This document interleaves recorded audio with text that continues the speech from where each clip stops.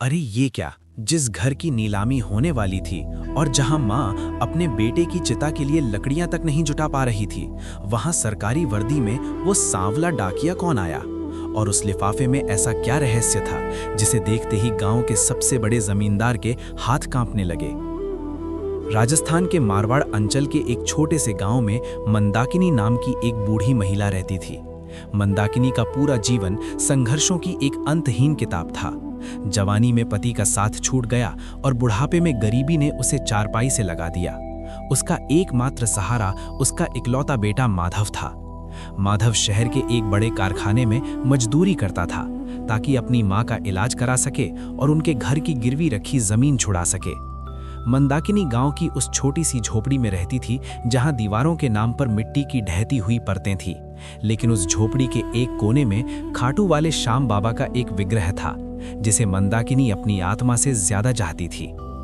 गांव का जमींदार, जो अत्यंत क्रूर और लालची था, मंदाकिनी की उस छोटी सी जमीन और झोपड़ी पर कब्जा करना चाहता था। उसने माधव को डरा धमकाकर और ब्याज के जाल में फंसाकर कई कागजों पर दस्तखत करवा लिए थे। वो बस उस दिन का इंतजार कर रहा था जब माधव पैसे न चुका पाए और वो मंदाकिनी को घर से बाहर निकाल दे। एक दिन गांव में खबर आई कि शहर के कारखाने में एक भयानक विस्फोट हुआ है जिसमें कई मजदूरों की जान चली गई। मंदाकिनी का दिल बैठ गया। 2 दिन बाद खबर की पुष्टि हो गई, माधव अब इस दुनिया में नहीं रहा। गांव में सन्नाटा पसर गया। मंदाकिनी पर जैसे दुखों का आसमान टूट पड़ा। वो अभागन मां अपने इकलौते बेटे की अर्थी तक नहीं देख पाई। लेकिन दुष्ट जमींदार को मंदाकिनी के दुख से कोई सरोकार नहीं था।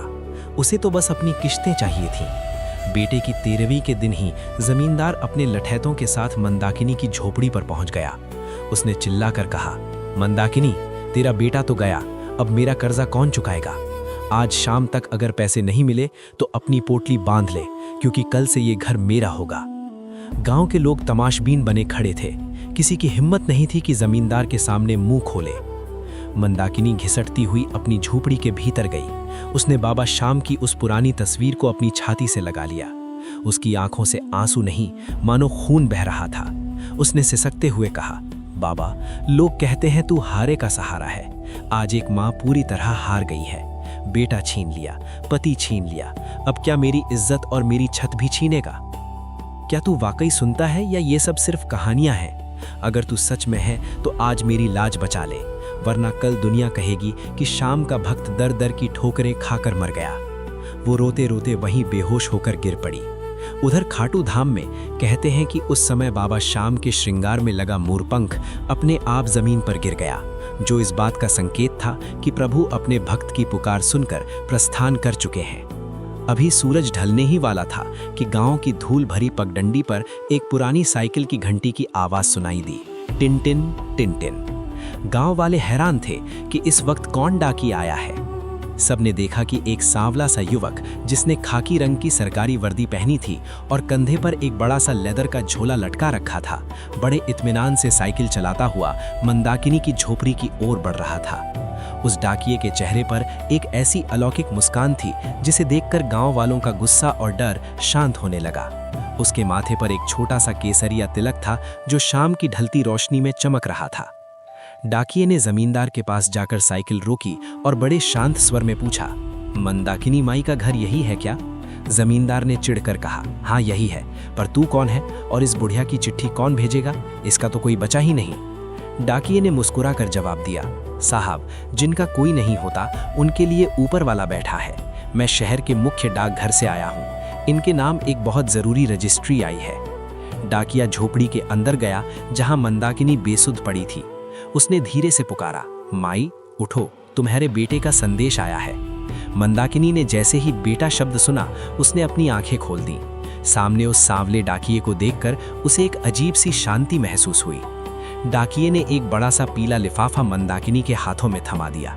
जमींदार भी पीछे पीछे अंदर आ गया। उसने झपटकर लिफाफा देखना चाहा।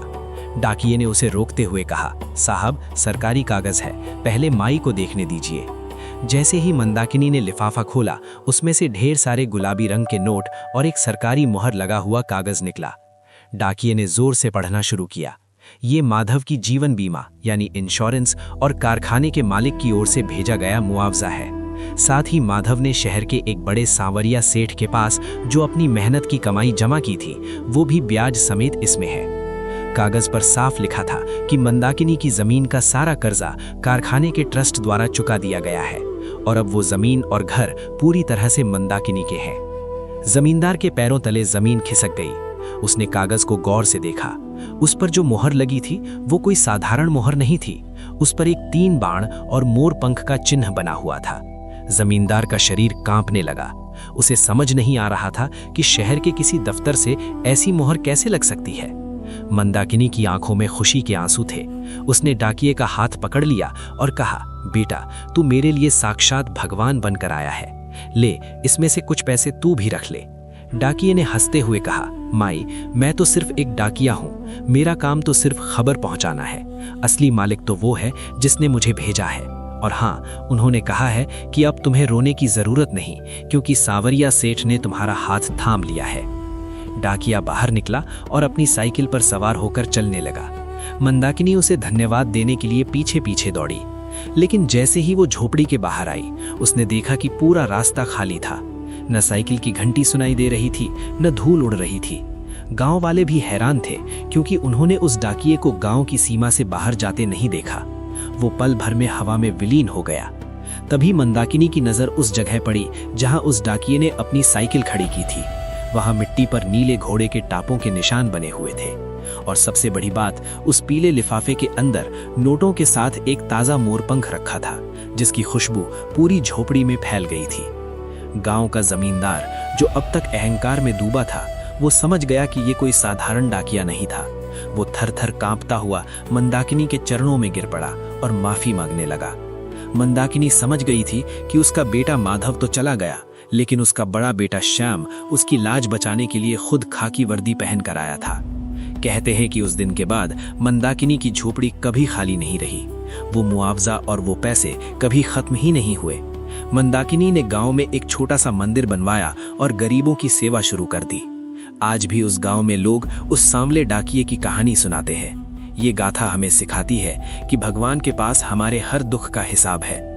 वे वकील बनकर न्याय दिला सकते हैं, हलवाई बनकर भूख मिटा सकते हैं और डाकिया बनकर उम्मीद की चिट्ठी दे सकते हैं। जिसके पास दुनिया का कोई सहारा नहीं होता, उसके साथ खाटू वाला खड़ा होता है।